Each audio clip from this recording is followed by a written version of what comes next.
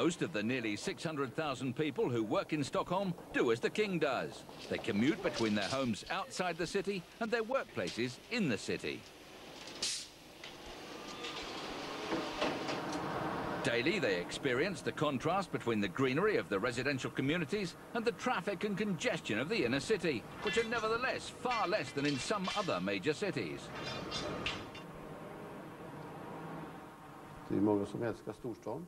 A lot of people love the city with all that it implies.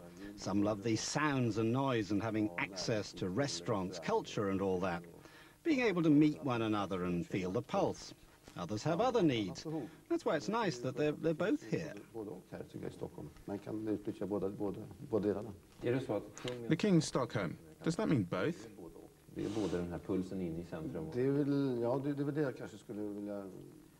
Yes, that's what I'd say is so special about Stockholm.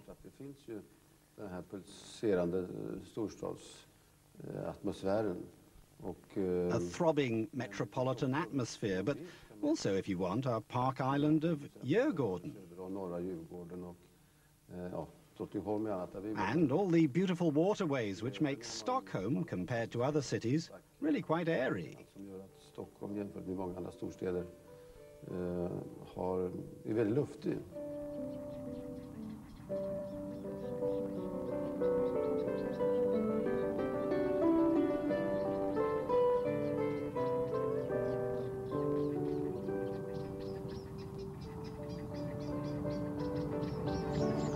For several hundred years, Djurgården was an enclosed royal hunting preserve. There, the royals would hunt deer, wolf and lynx, while at the same time the general public had access to the land as well. Today, the area is no longer enclosed, but Djurgården is still a green oasis right in the city.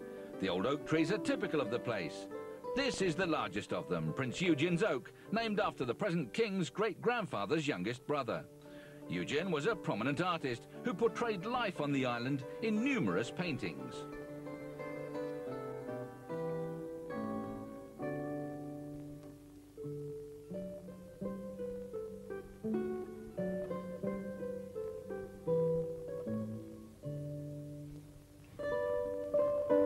On a promontory overlooking the entrance to Stockholm, Prince Eugen built a home at the beginning of this century. He filled it with art, both paintings and sculpture. Today, the Valdemarsud Manor Art Museum is a very popular excursion destination.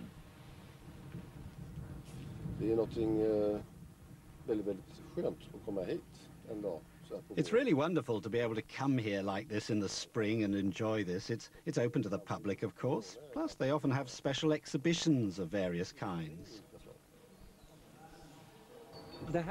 Is Valdemarsudde a good place to start a program on Stockholm?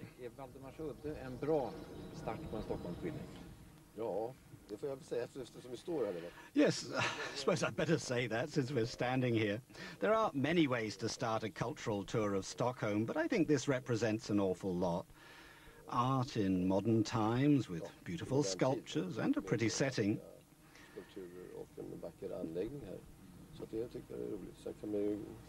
Then one can penetrate these somewhat older portions later. There's every opportunity. As Prince Eugen sat at Valdemarsud 100 years ago painting his oaks and boats, well-to-do Stockholmers were just beginning to discover the Stockholm archipelago. The channels are lined with exclusive summer houses from the early years of this century. We're now on an excursion with the Council of the Worldwide Fund for Nature, of which the King is chairman. The trip provides memorable sightings.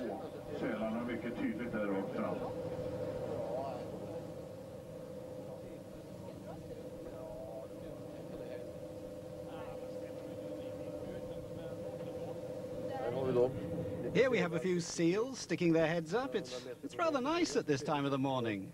And these are things a lot of people arriving in Stockholm by ship have a chance of seeing. Certainly. Of course, this time of year we're pretty much by ourselves. The seals are probably a bit more alert farther out. There we have one now, look, 150 meters away.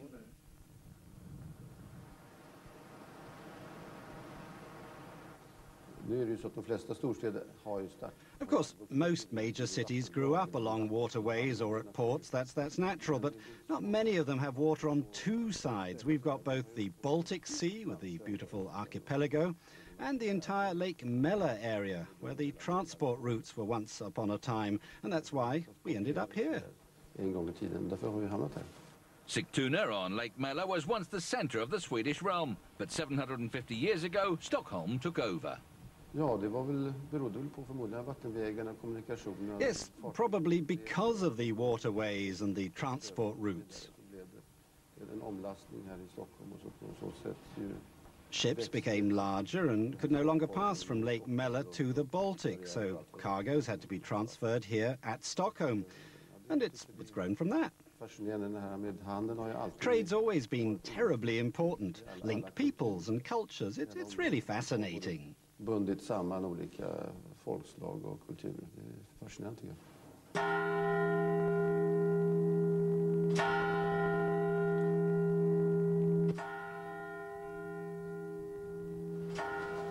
The old medieval structures that grew up around that early transshipping site are preserved in Stockholm's Old Town district, where old and new combine to create a very lively neighbourhood.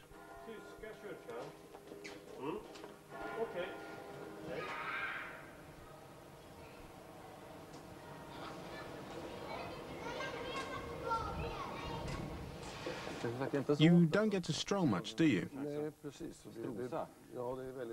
No, true, a real pity actually, not much strolling here in the Old Town. But I do remember in my youth living here in the palace. I think I got down here more often then. Were things freer then? Oh, yes, they were as far as that goes, but things were pretty dirty and dilapidated in the 50s. Fortunately, there's been a lot of refurbishment here in recent years, and it's really beautiful here. Nice results. Yes, very. Plus, a lot of pleasant little shops and restaurants have come in. In those days, it was pretty filthy, and I thought it was rather unpleasant to walk around here. But now it's simply delightful whenever I get an opportunity to look into antique shops and other little shops. There's a lot to browse through. Antikvitetsaffärer och andra. Det finns mycket att botanisera i.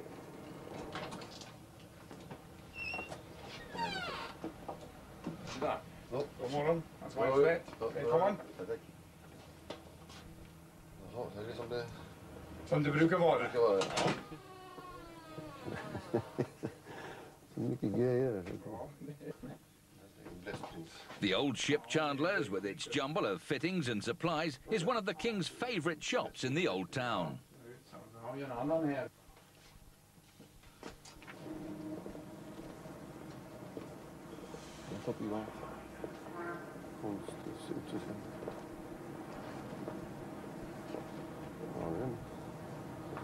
Jag har också en brokig samling.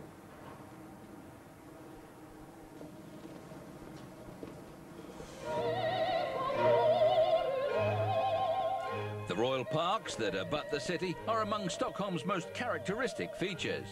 Like Djurgården, Ulriksdal has always been open to the public. This evening it's venue to a music festival with Barbara Hendricks singing Mozart, accompanied by the Stockholm Symfonietta.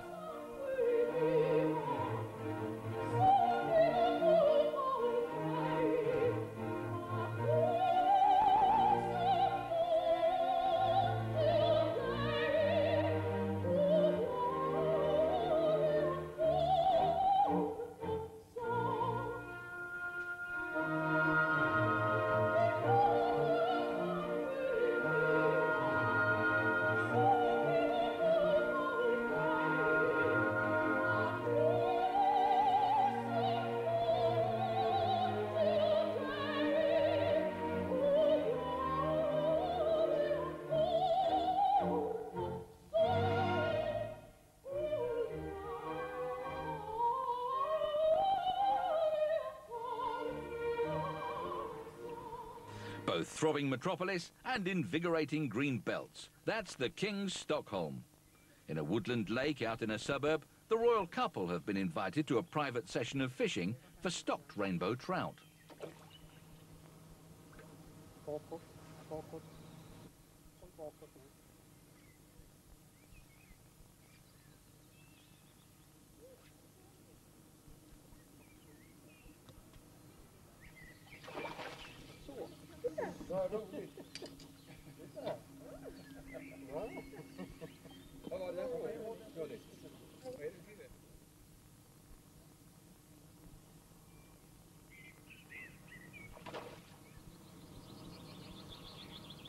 I'm so pleased. I actually caught two.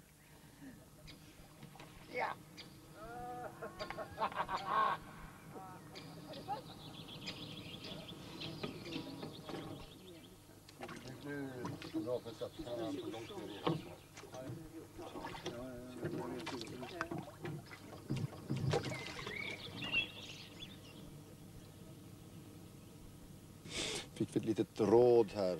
I got a tip that sounded good, to switch to a little sinker. And I did get a bite eventually.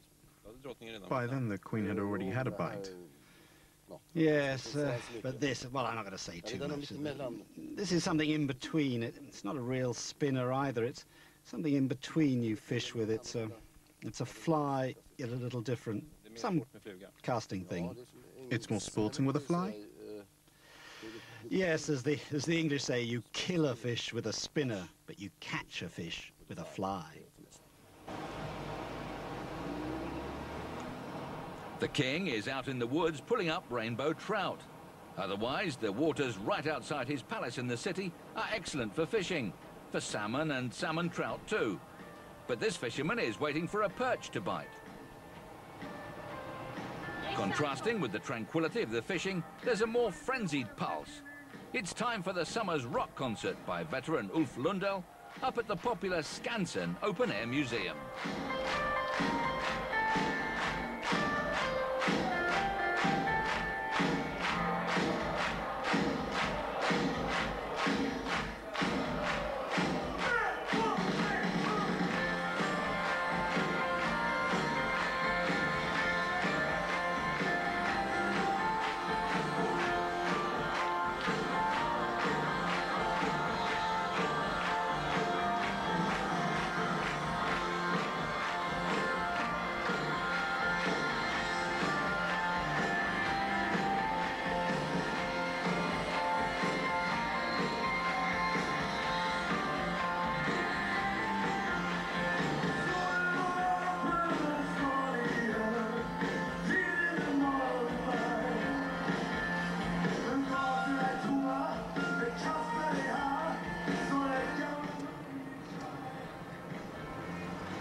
This is one of those evenings when the whole city becomes one huge, inviting outdoor stage with free admission. Anyone expecting to find reserved Scandinavians shivering in harsh weather will be surprised on a summer night in central Stockholm.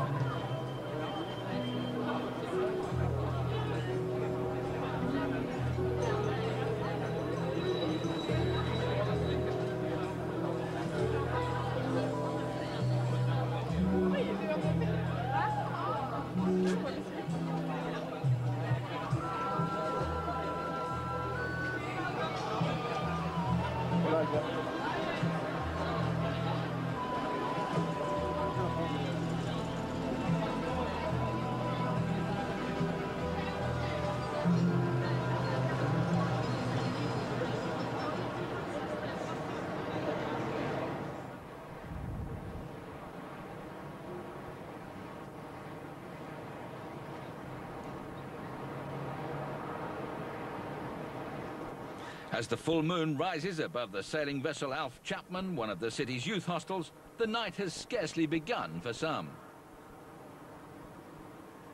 As dawn comes to Sture Square, as the seagulls are inspecting the edibles the night has discarded, and as the sanitation vehicles are cleaning the pavements, the hardiest of the city's nightlife celebrants are still on their feet.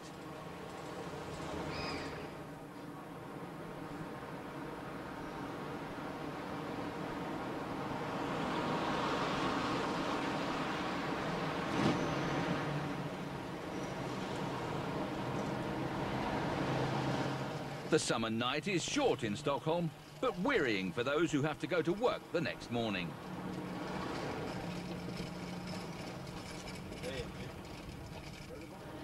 And when the morning sun brings warmth, accumulated sleep debt can take its toll.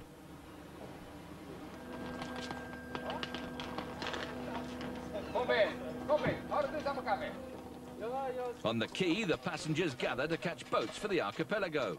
It's nearly 8 o'clock, an important time when it comes to the royal buildings in the city.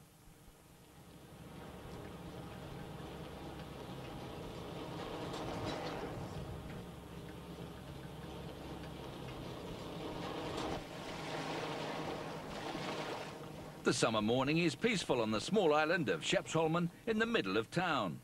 Actual stress is difficult to detect, but certain schedules simply must be maintained. At the stroke of 8, the moment the flag at the Royal Palace has appeared over the roof, it's time at the Citadel as well, number 2 of the royal flags in the city. Today, the tiny 17th century defence facility, situated in the middle of the harbour, is probably more picturesque than deterrent.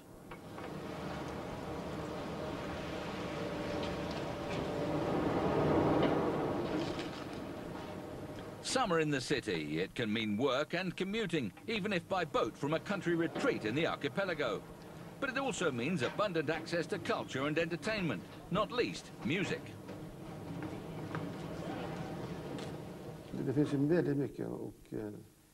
There really is a lot. You can just help yourself. There are all kinds, plus all the museums. For its size, Stockholm's well supplied with various kinds of museums and theatres.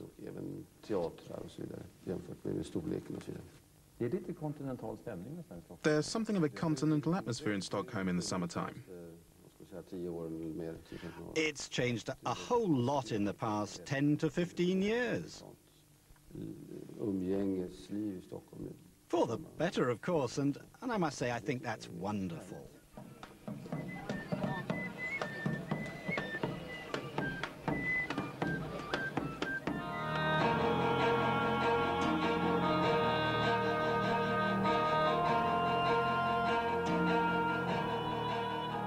While the king is still on the island of Öland, where he and his family spend their summers, his palace in the city is surrounded by the teeming mixture of culture and commerce that is the Stockholm Water Festival.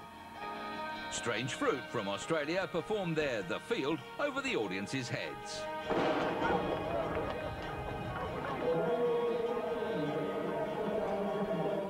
Summer in the city also means thousands and thousands of runners out on the asphalt. From the strong Kenyans in the lead,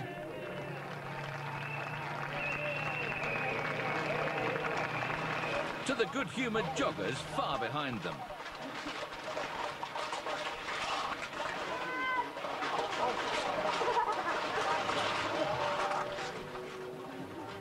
And the Stockholmers themselves show their patience when the Stockholm Marathon once again blocks off streets and whole neighbourhoods. After all, it's party time in the city. The occasional runner veers off toward the water of Lake Mälar in the heat. That people can actually swim in the middle of the city is something that continues to surprise foreign guests. The good water quality is one of Stockholm's major environmental triumphs.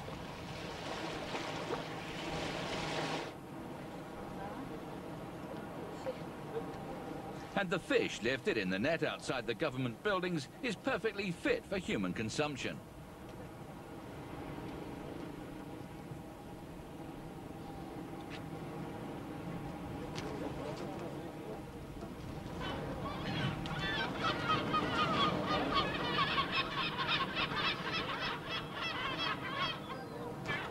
The high-pressure area that has embraced Stockholm all summer is still here.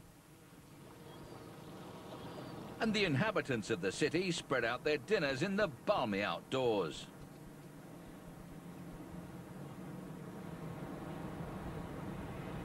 The late summer is enjoying almost subtropical weather. And under his helmet, the sentry is having a sweaty time of it.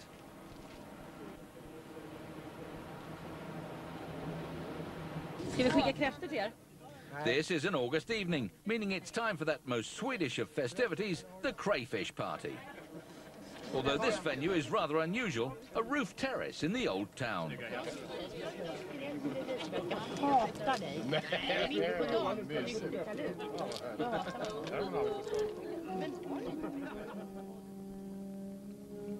In the Hall of State at the Royal Palace, Arni Domnerus and the Jan Lundgren Trio are delivering that most Swedish of music, ballads by Carl Michael Bellman.